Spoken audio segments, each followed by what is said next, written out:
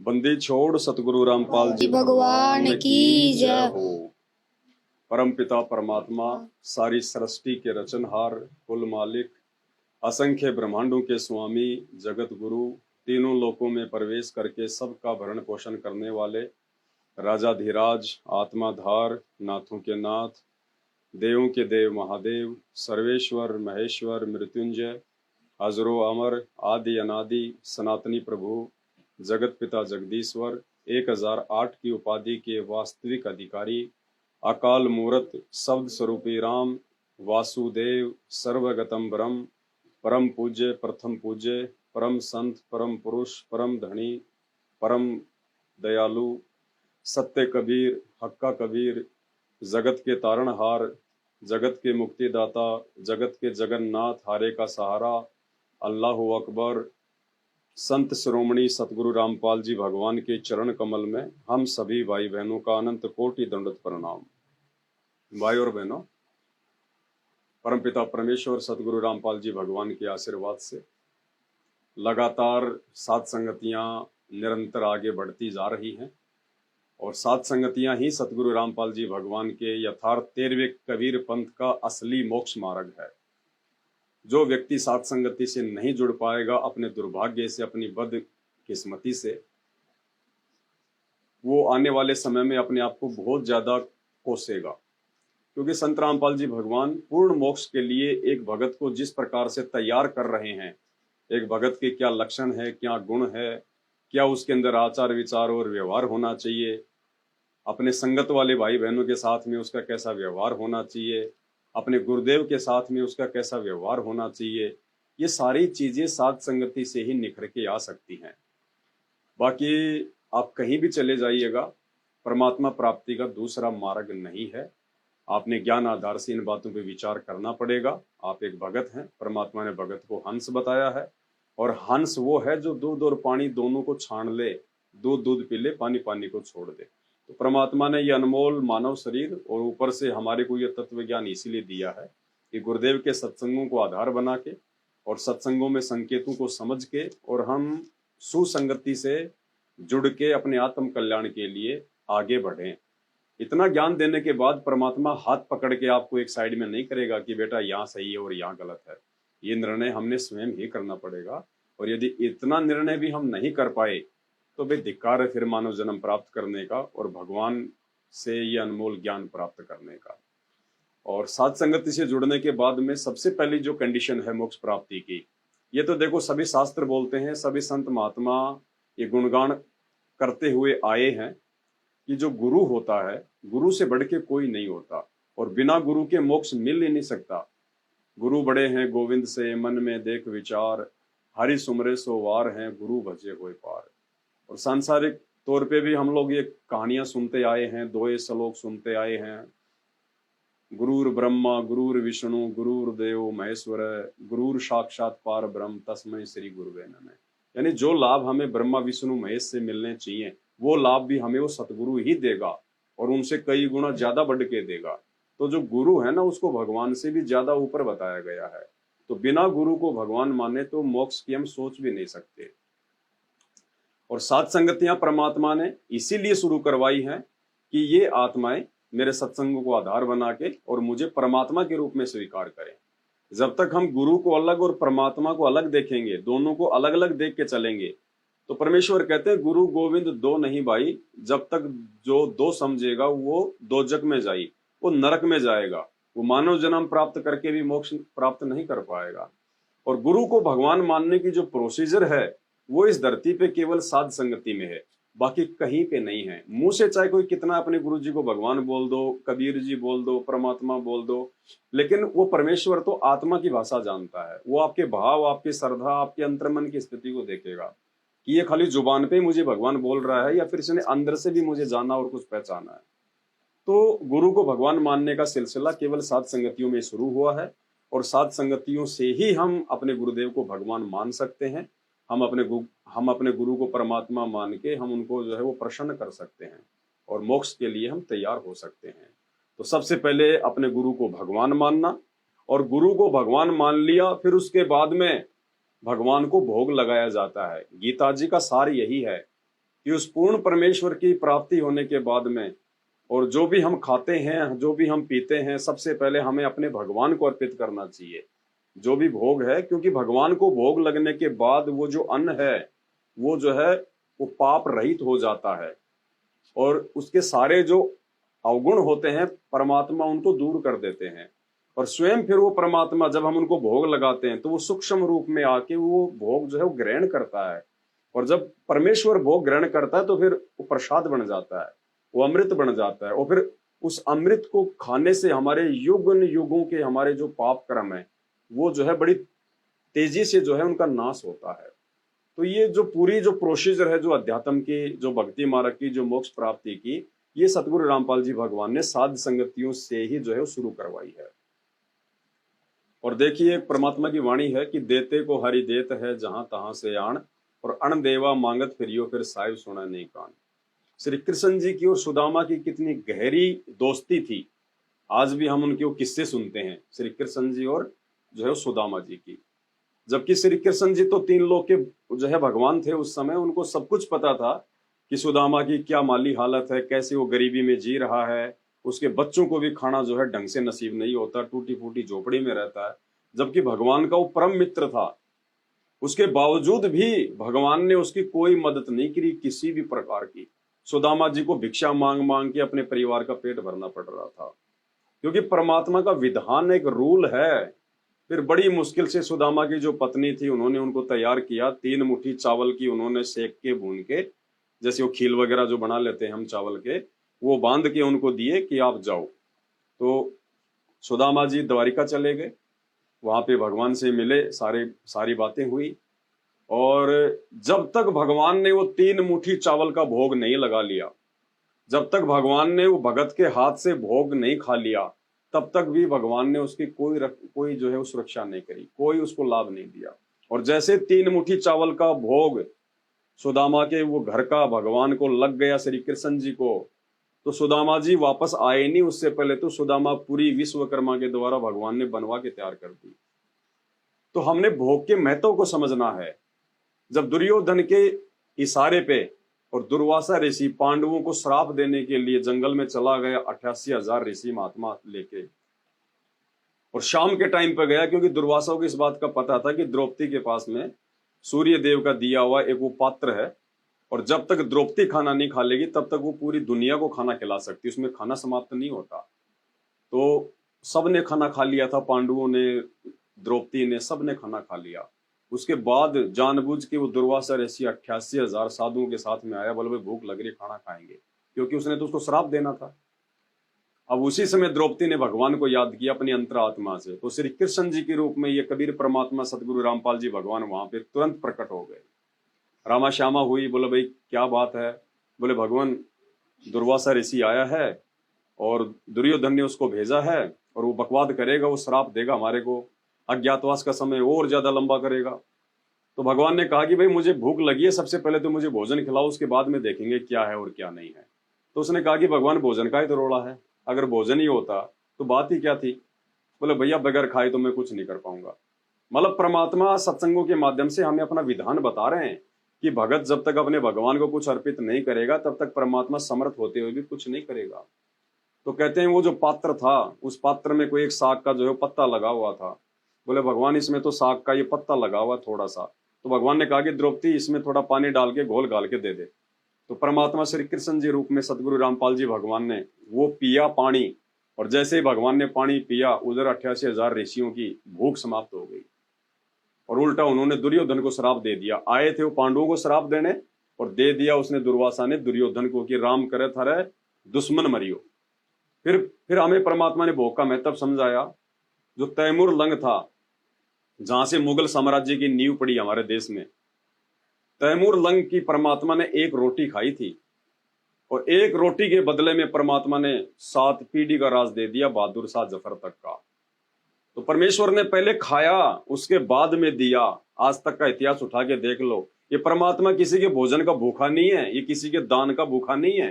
ये तो समर्थ है, जिसने 21 ब्रह्मांड, इस काल को, इस दुर्गा को, ब्रह्मा विष्णु महेश को भीख में दे रखे हैं। इनको हम क्या दे सकते हैं? लेकिन ये परमेश्वर का एक विधान है ये, कि जब तक हम उनको कुछ भाव से अर्पित नहीं करेंगे, साधु भूखा भाव का धन का भूखा नाई, जो कोई धन का भूखा साधु भी नाई। तो आने वाले समय में परमात्मा इसी प्रोसीजर से जो जो आपत्तियां आने वाली हैं, जो भुखमरी का दौर आने वाला है, जो अकाल पड़ेगा, उस समय परमात्मा हमारी इन्हीं भोग वाली इन क्रियाओं से खुश होके परमेश्वर हमें अपने हाथों पे रखेगा। क्योंकि परमात्मा भक्ति विधान से सारा काम करता है। लेने को तो भगवान समर्थ है, अपनी आत्मा को 2 मिनट में पकड़ के ले जाए सतलोक, यहाँ पे हमें कौन रोक देगा। लेकिन जिस प्रकार से परमात्मा ने पूरा मैनेजमेंट को सेट किया है 21 ब्रह्मांड को, कि भाई आपने ब्रह्मा विष्णु महेश के माध्यम से फिर आपके कर्म बनेंगे।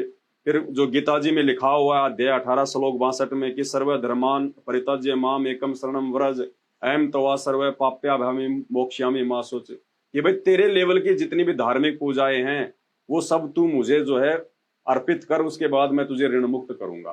तो परमेश्वर हमें विधि विधान से ही लेके जाएंगे। तो भोग लगाना इस परमेश्वर की विधि में एक विधि विधान है। सबसे पहले अपने गुरु की पहचान करो कि मेरा गुरु भगवान है या कोई ऐसे ही है। अगर गुरु भगवान है तो बाकी भगवानों को छोड़ दो, फिर केवल अपने गुरुदेव तक सीमित रहो और फिर अपने गुरु को परमात्मा मान के उन्हीं की पूजा अर्चना, उन्हीं से अपनी जो भी डिमांड है, जो भी प्रार्थना है, और उन्हीं को भोग लगाना। और उन्हीं से हर चीज की जो प्राप्ति है हमें केवल अपने गुरुदेव भगवान से चाहिए। और एक पति यानी अपने गुरु को ही अपना जो है पति परमेश्वर मान के, और हमने उन्हीं की साधना करनी है, उन्हीं की हमने आज्ञा में चलना है, सब कुछ उन्हीं को मानना है। तब कहीं जाके ये परमात्मा उस आने वाले विनाशकारी समय में भी हमारी रक्षा करेंगे। और फिर जब हमारा शरीर छूटेगा, जब हमारी भक्ति बन जाएगी, तब ये परमात्मा हमारे को जो है वो सतलोक में भी लेके जाएगा। तो अब तो वैसे भी विनाश का समय शुरू हो चुका है, ज्यादा समय नहीं है। 2028 तो फाइनल गेम है। 2028 के बाद तो परमात्मा धीरे धीरे जो है सतयुग की शुरुआत कर देंगे इस धरती पे। तो बहुत थोड़ा समय बचा है और आने वाला समय इतना विनाशकारी है उसकी हम कल्पना भी नहीं कर सकते। और वो विनाशकारी समय आए बिना दुनिया संत रामपाल जी को भगवान मान भी नहीं सकती। क्योंकि जब तक लोगों के घुटने नहीं टूट लेंगे, जब तक लोगों के हाथ खड़े नहीं हो जाएंगे, ये सभी देवी देवता ब्रह्मा विष्णु महेश जो भी जिसको मानता है, जो भी धर्म वाला, जब तक उनके इष्ट देवों की पोल सामने नहीं आ जाएगी कि ये कुछ नहीं कर सकते, ये केवल बेजान है, मुर्दे हैं, ये पत्थर के टुकड़े हैं, ये कुछ नहीं कर सकते, हमारा करने वाला कोई और है, उस समय ये सतगुरु रामपाल जी भगवान पूरी दुनिया के सामने निकल के आएंगे। तो भाई और बहनों, आप और हमारा सौभाग्य है कि परमात्मा ने हमें समय रहते और समय से पहले ही अपनी जानकारी करवा दी और परमेश्वर ने हमें अपने शरण में ले लिया। इससे बड़ा हमारा सौभाग्य हो नहीं सकता। हम इस दुनिया में ब्रह्मा विष्णु महेश तो छोड़ो, मतलब यहाँ पे कोई है ही नहीं कोई ऐसी 21 ब्रह्मांड में कोई शक्ति जिससे उसके भाग्य से हम अपने भाग्य की वो तुलना कर सकें। हमें परमेश्वर ने इतना उच्च पद दिया हुआ है, तो ये मौका ना चूकना, किसी अज्ञानी पाखंडी के बहकावे में ना आना। ये परमात्मा है, इस परमात्मा का कोई परिवार नहीं होता। अगर इसका कोई असली परिवार है तो उसके बेटा बेटी हैं। कौन से बेटा बेटी? संगत वाले लाखों बेटा बेटी जो मर्यादा में रह के उसकी भक्ति कर रहे हैं, जो उसकी आज्ञा में चल रहे हैं, जो उसको भगवान मानते हैं, वो उनके असली बेटा बेटी हैं। बाकी भगवान का शरीर का कोई बेटा बेटी नहीं होता, क्योंकि जो भगवान होता है वो शरीर में नहीं होता, वो 5 तत्वों में नहीं होता है, वो तेज पुंज का शरीर होता है उसका। वो लीला एक ऐसी करता है सांसारिक तौर पे, लेकिन वास्तव में भगवान का ना कोई माँ होता है, ना बाप होता है, ना बेटा, ना बेटी, ना बंधु, कुछ नहीं। तो ये हमारा परम सौभाग्य है कि उस परमेश्वर ने आके हमें अपनी जानकारी करवाई और आज परमात्मा साथ संगति से जोड़ के हमें मोक्ष मार्ग की तरफ निरंतर आगे बढ़ा रहे हैं। तो भाई और बहनों, अब ये मौका नहीं चुकना है।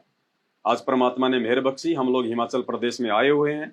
भगत जी हैं और पूरा इनका परिवार है, आप देख सकते हैं पीछे, और आसपास के 2-4 भाई बहन भी आए हुए हैं। हमने ज्यादातर भक्तों को नहीं बुलाया है क्योंकि वैसे ही परमात्मा ने प्रेरणा की। हम लोग बुलंदशहर की साथ संगति में आए हुए थे, फिर रुड़की से एक भगत जी का फोन आ गया, फिर हम उनके घर पे चले गए, रात को वहां रुके, वहां परमात्मा को भोग लगा, वहां साथ संगति हुई।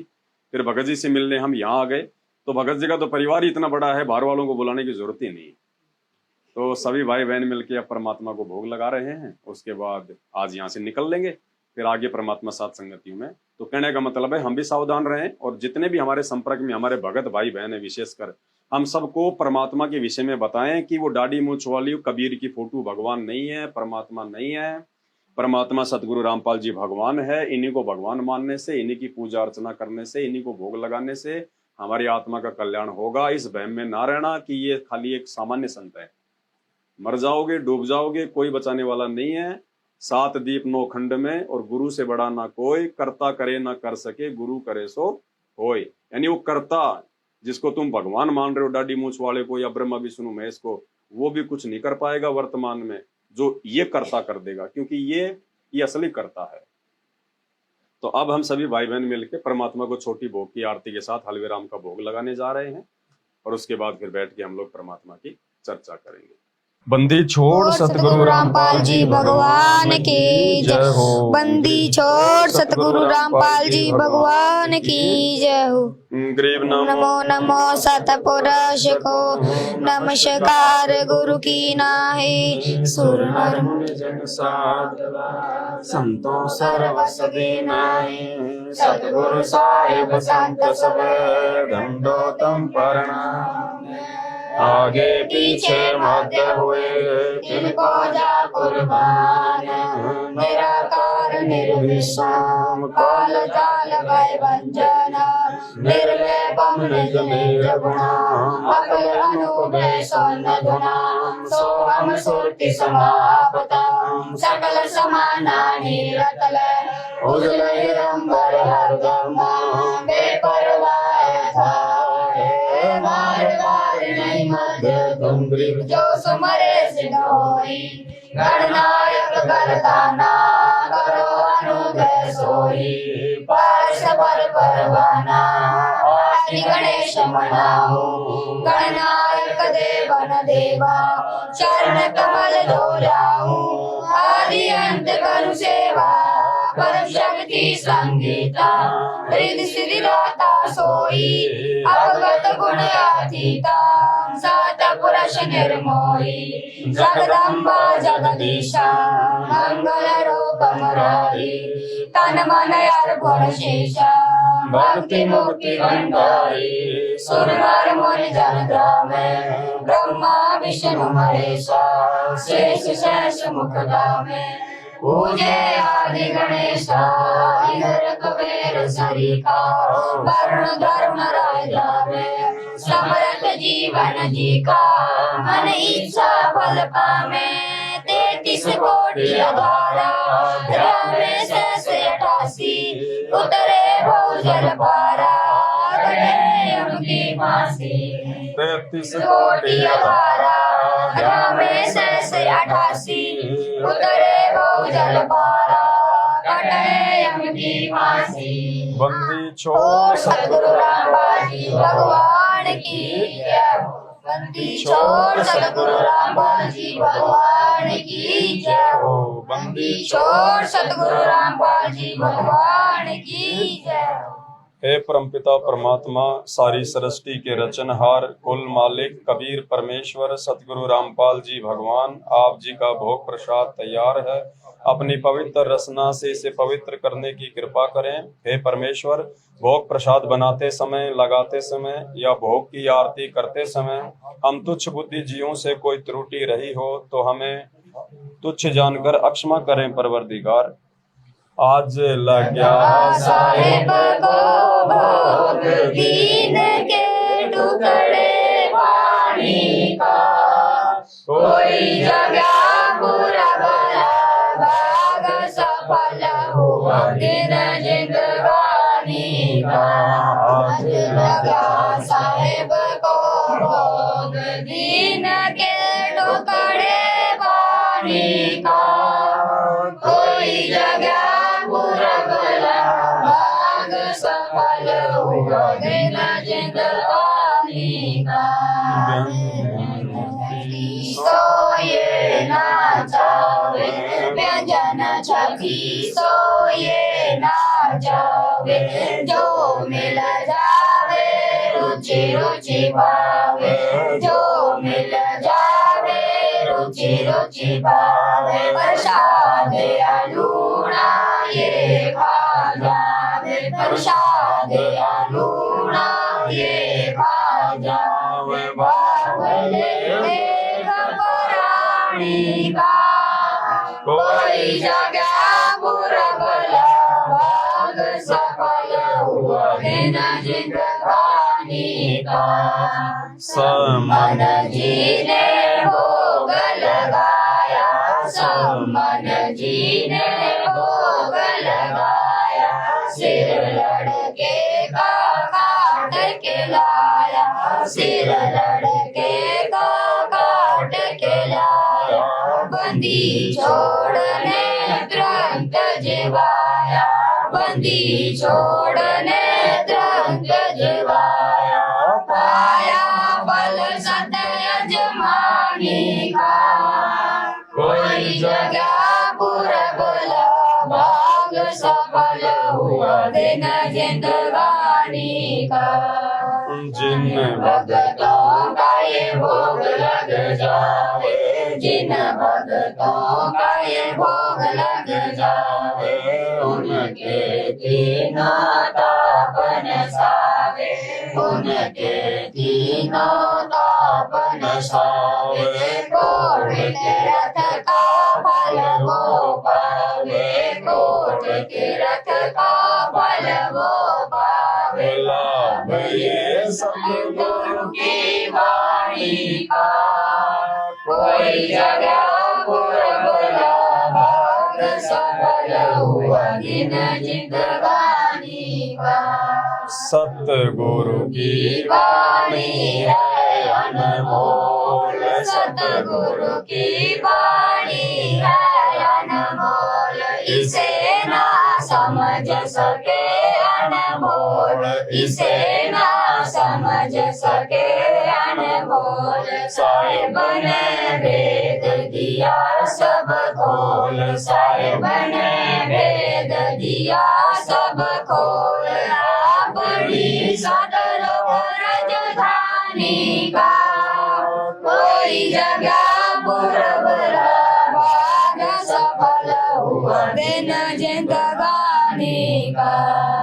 बलि राजा ने धर्म किया था, बलि राजा ने धर्म किया था, हरि ने आके दान लिया था, हरि ने आके दान लिया था, पाताल लोक का राज दिया था, पाताल लोक का राज दिया था, ऊंचा है दर्जा दानी का, कोई जगह बुरा भाग सफल हुआ दिन जिंदगानी का।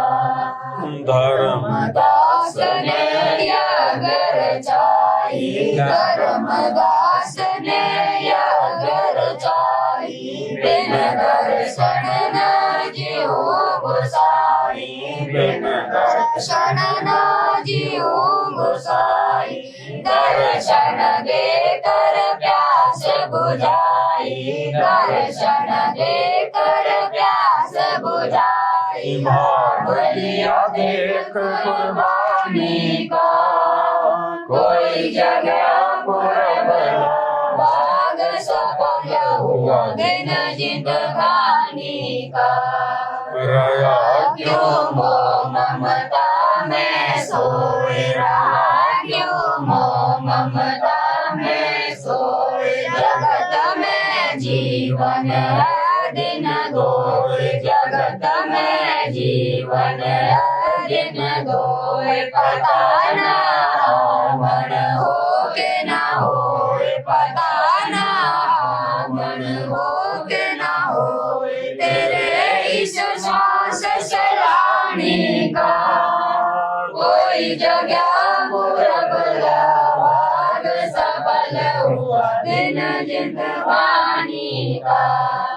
जीव जो ना सत्संग में आया, जीव जो ना सत्संग में आया, वेदना उसे भजन का पाया, वेदना उसे भजन का पाया, भीमदास को भी बावला बताया, बलि छोड़ को भी बावला बताया, क्या कर ले इस दुनिया श्याणी का, कोई जगह बुरा भाग सफल हुआ दिन जिंदगानी का।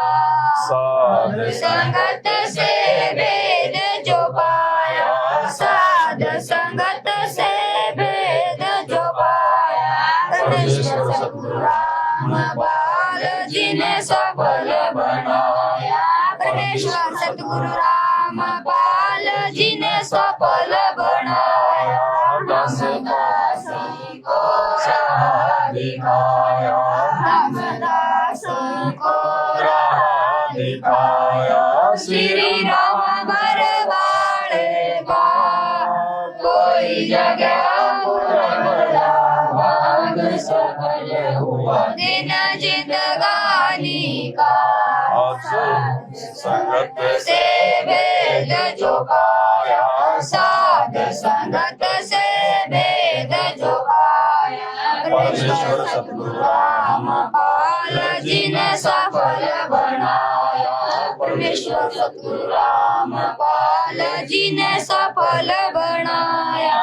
परदास को राह दिखाया। परदास को राह दिखाया। श्री राम बरवाड़े का कोई जगह पुरबला भाग्य सफल हुआ। दिन जिंदगानी का आज लगा साहेब को भोग दिन के टुकड़े पानी का। कोई जगह पुरबला भाग सफल हुआ। दिन जिंदगानी का। बंदी छोड़ सतगुरु रामपाल जी भगवान की जय हो। बंदी छोड़ सतगुरु रामपाल जी भगवान की जय हो। बंदी छोड़ सतगुरु रामपाल जी भगवान की जय हो। हम विनती विनती करते जी गुरु जी थारे आगे। साहेब थारे आगे हम विनती करते जी गुरु जी थारे आगे। साहेब थारे आगे साहिब मेरी विनती सुनिया आवाज। जल की बूंद में जा भला बनाया।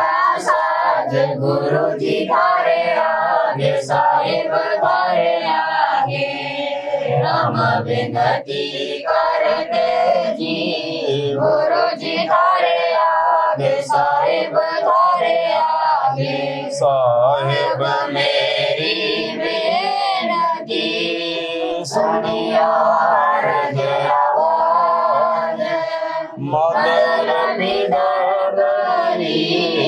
तो पुत्र पिता को लाज। गुरु जी थारे आगे। साहेब थारे आगे हम विनती करते जी गुरु जी थारे आगे। साहेब थारे आगे साहिब मेरी बेनती करियो रो करतार।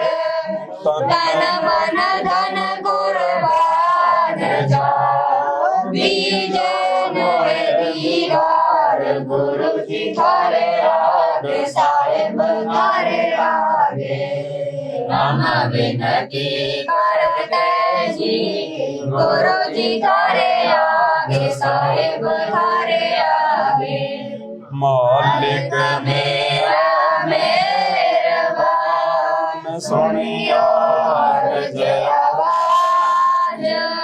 पंजारा को शीश पर जब नहीं होते तेरा।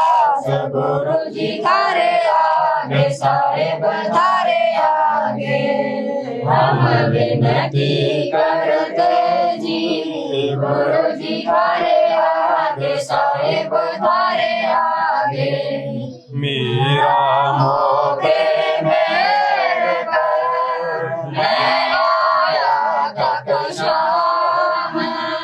समर्थ तुम्हारे आसरे बंदी जाम गुलाम। गुरु जी थारे आगे। साहेब थारे आगे हम विनती करते जी गुरु जी थारे आगे। साहेब थारे आगे मैं समर्थ के आसरे धर्म कदम करतार गफलत मेरी दूर करो खड़ा रहूं दरबार गुरु जी थारे आगे साहेब थारे आगे हम विनती करते जी गुरु जी थारे आगे साहेब थारे आगे अविनाशी के